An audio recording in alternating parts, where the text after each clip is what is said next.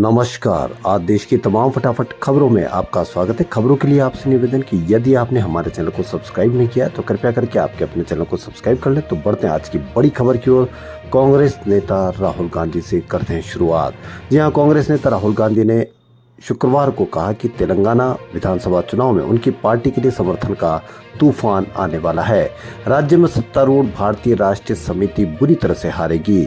गांधी ने पिनापाका, नरसंपेट, वारंगल में चुनावी रैलियों को संबोधित करते हुए कहा कि यदि कांग्रेस सत्ता में आई तो पंचायती राज व्यवस्था में अन्य पिछड़ा वर्ग आरक्षण को 23% से बढ़ाकर 42% कर देगी। उन्होंने कहा कि इससे तेलंगाना में 24,000 पंचायत स्तर के नए नेताओं के उभरने का मार्ग प्रशस्त होगा।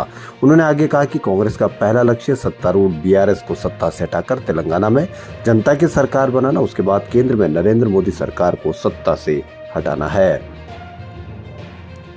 राजस्थान में 25 नवंबर को होने वाले विधानसभा चुनाव के लिए चुनाव प्रचार जोरों पर है। प्रधानमंत्री नरेंद्र मोदी आज चुनाव प्रचार के लिए भरतपुर पहुंचे। इस दौरान उन्होंने विजय संकल्प सभा को संबोधित करते हुए सीएम अशोक गहलोत पर जमकर निशाना साधा।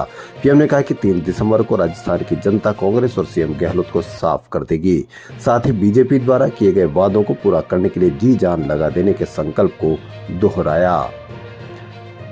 दिल्ली के मुख्य सचिव नरेश कुमार पर दिल्ली के ILBS अस्पताल में कथित भ्रष्टाचार का आरोप लगा है। मुख्यमंत्री अरविंद केजरीवाल ने चीफ सेक्रेटरी के कथित भ्रष्टाचार की रिपोर्ट उपराज्यपाल VK सक्सेना को भेज दी है।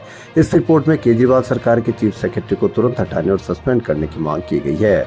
दिल्ली की सतर्कता मंत्री आतिशी ने इससे पहले एक नई रिपोर्ट में आरोप लगाया कि मुख्य सचिव नरेश कुमार ने अपने पद का इस्तेमाल करते हुए यकृत और पित्त विज्ञान संस्थान और उस कंपनी के बीच लाभप्रद सहयोग कराया जिसमें उनका बेटा एक साझेदार है।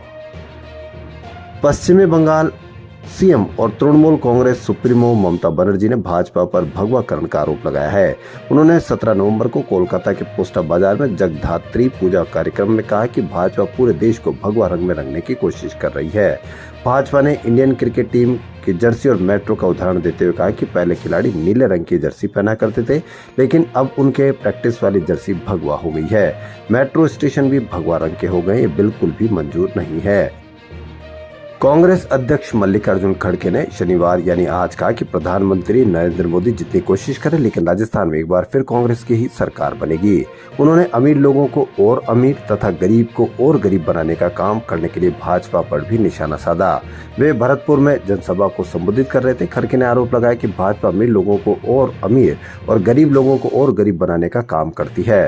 उन्होंने कहा कि उनको गरीब ही रखना है तथा अमीर को और अमीर बनाना है, इसलिए वह हमेशा अपने मित्रों और दोस्तों को फायदा पहुंचाते हैं, जबकि कांग्रेस गरीबों, किसानों, युवाओं के लिए काम करती है। उन्होंने कहा कि हम गरीबों के लिए कुछ करें तो प्रधानमंत्री बोलते हैं कि ये सब रेवड़ी पैसे बांट रहे हैं। गहलोत पूरा खजाना गरीबों पर लुटा रहे, इससे क्या फायदा, ये उनका कहना है। अरे भाई, हम तो गरीब लोगों को दे रहे हैं, आपने तो अमीरों का 15 लाख करोड़ रुपए का कर्जा माफ किया, और जब हमने कहा कि किसानों का कर्जा माफ करो तो आपने ऐसा नहीं किया। कि केंद्र युवाओं को गुमराह करने के लिए अग्निवीर योजना लेकर आए। अगर हमारी सरकार बनती है तो हम कोई रास्ता निकालेंगे। खबरों में फिलहाल इतना ही। यदि आपको हमारा चैनल पसंद आए तो लाइक, सब्सक्राइब और शेयर अवश्य करें। धन्यवाद।